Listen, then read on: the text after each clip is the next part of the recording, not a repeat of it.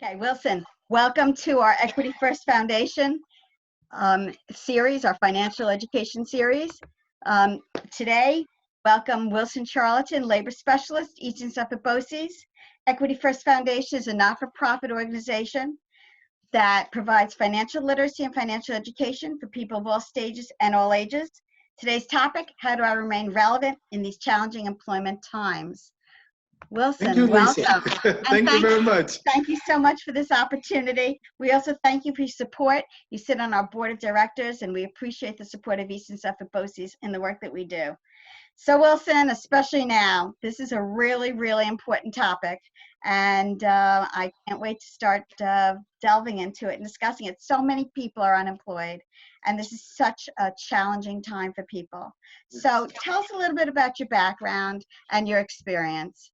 Absolutely, Lisa. I just want to thank you, first of all, for the honor to be here and to contribute towards the great video series that you've been putting together, covering all range of topics that are relevant today in our time. So I do thank you for that, and also being on contributing as a board member with EFF, Equity First Foundation. So I thank you for that.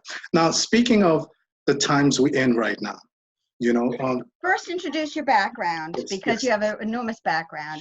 Sure, I'll do that. Background, I'm, as you mentioned, I'm a labor specialist with East and Suffolk BOCES. Been dealing with the career counseling advising for over 10 years now, and I have a master's degree in organizational behavior, leadership development. It's a field that I'm very passionate about. Always seen myself as an advocate, so to speak, for employment, because this is how we get self-dignity. Absolutely. In terms of employment. So I definitely value, that field, that be able to help and contribute as it relates to employment. Anything. So important. I say to people all the time, do what you love and you'll love what you do. And we do it so many hours in the day, not now, but it really does define who we are. So let's talk about the relevancy and how to remain relevant during these challenging times. Yes. And so we are at a time right now where in terms of the unemployment, there are a number, we have back in 2008 with the collapse of the market, we understood the economic situations that brought about the unemployment. We somewhat uncharted territory. Yes, we are. Unemployment is created so that we can stay alive. Yes, yes. So it's that kind of thing where, businesses have to shut down so that we can constrain, contain, and mitigate the situation, the virus, right? And so that now that, how many of these people who are unemployed will be back to employment? Huh. That's the question. There are going to be some that there are going to be a lot, but what will the unemployment outlook be like? What will it look like in terms of people who are unemployed? Yes. And so there will be some who may not be employed, and perhaps many. We don't know what the true unemployment number will be. Yes, they're saying it's 4.4 now, but that's not the most updated situation as it relates to where unemployment is, right? Right. So that creates a pandemic on not just the health side, but what we can look for in terms of the employment side. Yes. So maintaining relevancy today is so key, right? And relevancy, not if you are employed, relevancy if you're unemployed. Yes. Right? So there are three areas we're looking at. We're looking at, in terms of key to remaining relevant, is flexibility, is looking at your transferable skills, and also having an entrepreneurial mind. Yes, yes. Having an entrepreneurial mind. Yes. So, if we're talking about, for example, flexibility. So flexibility is being not to be tied, not to be stuck to one position, not to be stuck in your job title. Yeah, so let's talk about the olden days. Olden days. I know we spoke about Clay Hagen, the two books that are out dealing with, we are self-employed, right?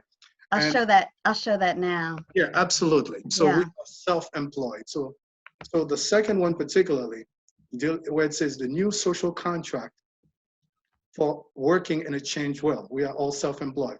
So The old social contract was where we had this very much psychological, in the sense that someone would take a job and they would expect to retire from that job.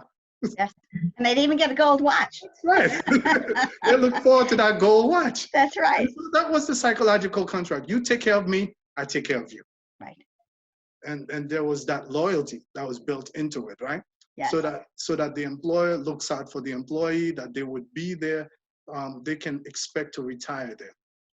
The new social contract is different, where with the changing world, the needs of the company changes, everything changes.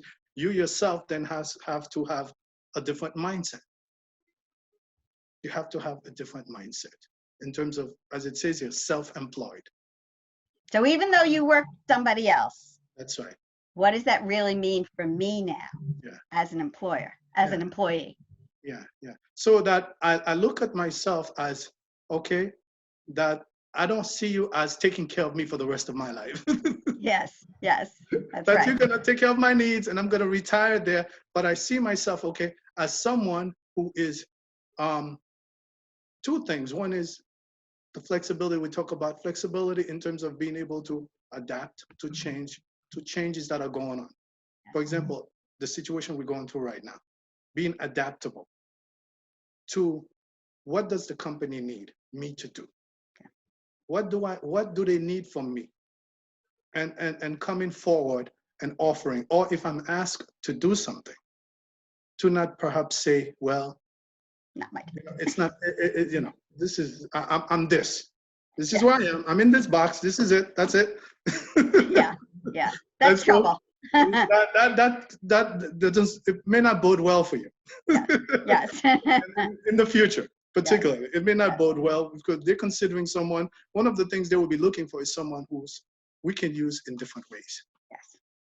Who's got flexibility, who can adapt to the situation and develop what they need to develop so that they can be used in that moment. Yes. And so that's the kind of mindset that you need to have. They don't owe you something. Right. They don't owe you in terms of your growth, your development. Yes. It's good companies have these things, but you also have to know what you need to grow and develop. Yes. So having that self-employed mindset, that's the self-employed mindset, that you are building on your career, you are developing it, you are creating it for yourself. Yes. So talk to me about some of those skills that people sort of have, they probably don't realize that are able to go into other things. So speaking of transferable skills, right? So I liken it to, you have a toolbox. In the toolbox, you have different tools. And some are very specific to a job, that only that field uses it. So we can think of someone who perhaps does construction work. There may be something that they used to drill the ground, to open up the ground, that's maybe very specific to that. Right, sure. Whereas a person using a ruler could be used in different settings. Yes. Right? So it's a tool, it's a skill set that is non-job specific. Right. For example, a person who pays attention to detail, right?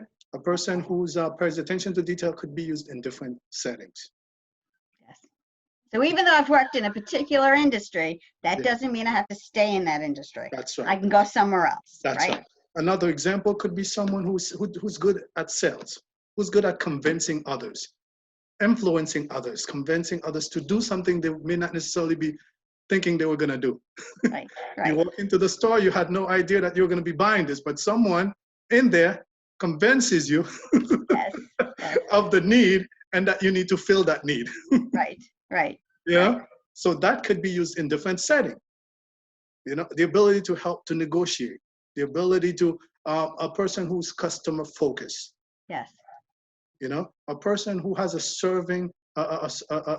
servitude mentality. Give that the example of the cashier is a really good one, because people just think, okay, I'm a cashier, I operate this cash register. Well, talk about the other skills that they have that they can actually use somewhere else. So a cashier is good at math, is good at math, is able to, could be a bank teller, perhaps, could think of themselves as that. They could think of themselves as a person who's able to relate to others, to problem solve, to respond quickly to a situation that's going on. Yes. Yes. The The line angry is- people in the line. the line Now is- what am I going to do with them? That's right. Yes. Or somebody jump in front of someone else on the line. Yes. Yeah. What do you do? Do you ignore it? Do you act like it doesn't exist? Right. Right. Or do you call maybe for a customer service manager? Yes. You know? Yes. Because you can't leave your position necessarily to go get the person. Right. You may have to call them over the phone. Right. This is the situation. You may need to come over. Right. Right. Right. You know, someone has the perceptiveness to see something is going on. Right. And be able to respond. And so those type of the skill set that you can take to different places. So you're essentially packaging yourself That's right. and being able to now sell yourself That's right. in a different way. Now, how do you do that in like a resume? Like people just write down their jobs. So what do you do with that? So in terms of resumes, there are 3 different types of resume, right? You have a chronological resume. That is what it says, chronology, following dates, order from the most relevant, from the most recent to the ones prior. Right. It's just pretty much from this date to that day, the company, the job title, and bullet points of what I've done. Yes. Yes. I call that an application, but yeah. Bullet points, right? Yes. But that's a chronological. And that's for people who are very experienced, who have years of experience going from the same, let's say, for example, I used to be a banker at this bank and I'm going to another bank. Chronological resume probably serves just fine. Sure. You know, it's pretty clear cut. Functional resume, or what is a skill set based resume, is less about chronology, but more about the skills that I possess. For example, customer focus, customer relationship oriented, relationship building skills, analytical skills. Yes. Right? And so I would then, and what I put on that resume obviously would be based on what the job requires that I'm looking at. Sure. Sure. You see? So if those skill set are very important to the particular position that I'm looking at going into, then, you know, I highlight those skills. Sure. And then of course you still want to put down the companies you've worked at. They want to know that you've worked somewhere. Right. So you would, you know, if it's a college graduate, then you would indicate your college experience becomes a highlight. Mm-hmm. Mm-hmm. Depending upon the job. I mean, not all jobs need a specific. Depending on if the job, of course, is if you're recently graduating. So let's say you go into a job where it's right in the field that you studied. Right. You know, you studied to be a nurse. Sure. Then your education becomes central sure. to why somebody would consider you. Sure. Sure. Yeah. So people are home right now, and you know, this is a very challenging time. What do you think they should be doing to help themselves sort of get ready for whatever is going to be in the future, especially trying to be relevant? What do you think they should be doing? Yeah. So if you are employed, is to see how you can add value to the company. And it's an opportunity to shine. Yes. It's an opportunity to do something that you have not done before, to stand out, to stand out. You know, it may be that you have to do what you usually do online. Yes. It may be that you have to do it to a Zoom meeting or whatever, Google Hangout, whatever tools are available to you. Now, depending on the client set base that you have. For some clients, there may be an issue as it relates to comprehension. But all that being equal, yes, that's an opportunity to be able to develop in that area. And it's a skill set. It's going to become a skill set. Yes. The ability to be able to hold a meeting online. Yes, yes. The ability to hold a presentation, do a PowerPoint presentation online. Yes. You know, to engage every other different people that are on there. How do you have it as if you were sitting next to them or you're in a classroom with them? That's like a skill set that we're forced to develop. Yes, yes. And being able to comfortably say that you're able to do that. So they're taking stock right now, sort of who they are, where they are, what they're doing. That's right. That's right. And I would say, so it's interesting now, it makes you malleable in terms of not just being able to work in one city, in one county, in one state, maybe global. Yes. Be able to say, how does this new way of doing things offer me an opportunity to do something outside of my area? geographical area. Yeah. So now you don't even have to stay in that same vicinity. You go somewhere else. That's right. That's right. And certain jobs, of course, lends themselves to that, whether it be customer service, where somebody can do it over the phone at home. And there are companies that have been doing that, but they're doing it more now. Yes. Where somebody can just pick up the phone at home, and then they're giving this headset, they're giving certain things, a computer, and they're able to do that. Yes. So right now, in terms of how do you prepare for the future, is to think about those things. What will what I'm doing right now look different tomorrow? Yes. And how will technology be a part of that? And so if we don't know something, where do we go to learn new things? And so right now, a lot of people learn a lot of things through YouTube, right? So, yes, that's right. That's right. And it may be that there's actually Zoom has a training where you could go and then learn how to use the Zoom, how to set up a meeting. You can actually learn it right on there when you go to the site. And so making use of that. Yes. And it can be an excellent tool where, you know what, you don't know what's going to happen. Now it will become a normal thing to have a Zoom meeting. Even when we go back to what is called normal, because we're not going back to the way it was. That's right. You won't be able to say, well, I can't be at the meeting, or we can't have a meeting today, or so-and-so is not going to be there. Well, how can we do it? That's right. Or some major storm, Yeah. Some storm. We will just go have the mindset now of saying, okay, I guess we can have a Zoom meeting. Yeah, and people who are distant don't have to worry now much about traveling. That's right. We have the tools and we're using them. If it's a very critical meeting you need to have and you happen to be away out of the country, you can still have it. Yes. You can still have it. And if you are unemployed, again, that same mindset of looking at, okay, what are, we talked about transferable skills. What are the skill set that I have? And really put these things down on paper to begin to say, okay, and how do I market myself in a way that shows that I am relevant to the times? Yes. In terms of technology, the use of technology in my field. And it can open up a lot of different other opportunities for you than you thought before. Yes. It can open up the door for you so many different ways if you begin to think about, okay, where do my skill set fit in different settings? I think companies are going to ask themselves the same thing, by the way. Because companies are going to have to, rejuvenate themselves as well. So all of us are going through the same process. Strategic planning, they have to think of plan for things like this, right? Yes. I don't know if they plan for that or not. Strategic plan for something like this. Yes. That's right. If this happens, what do we do as a company? Yes. In the strategic planning, now a pandemic has to become a part of it. That's right. And the education field. That's right. Which was thrown into this situation. That's right. And so now, if God forbid something happens like this again, I think we'll be better ready, prepared. Absolutely. The school system, everyone will be better prepared. Okay. Oh, we know what to do. Yes. All right. We have an account with Zoom, and we have this, we have that. Okay. Yes. Yes. That's right. That's right. Now we have to put these things in place. Yes. The school system had to. It took them a couple of weeks, but they eventually put everything in place and adapted. Yes. And so the biggest thing, as we said, is the flexibility. And sometimes you have a choice and sometimes you don't have a choice. The students still have to be taught, so they don't have a choice. They have to come up with a way. Yes, absolutely. This is so important, and everything that you've said is so important to where people are right now. And we really appreciate all your sharing and all your advice. It's excellent advice for people.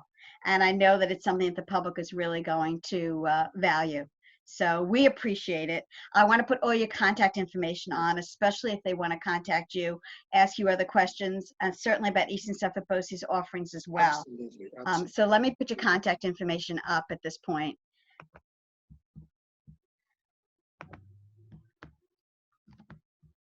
I can get to it.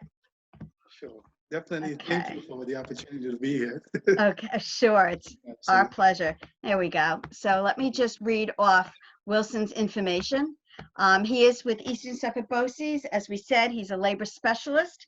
His work number is 631-233-4409. His cell phone number is 528-1264. And his email address is wcharlot, CHARLOT, at esboces.org. Let's just put that up for 1 second and keep that up. Please feel free to contact him. He will answer your questions. Eastern Suffolk BOCES has many offerings for students and adult learners. And so it's a great opportunity to continue your education and certainly retrain or learn new things. That's right. Absolutely. Especially in these times. Absolutely. Have to be flexible. Have to be flexible. We thank you so much, Wilson. It's such a pleasure working with you. And Likewise. we'll see Thank what you the very much. future brings. Absolutely. I wish you the best. Take good care. Take care. Bye. Bye-bye.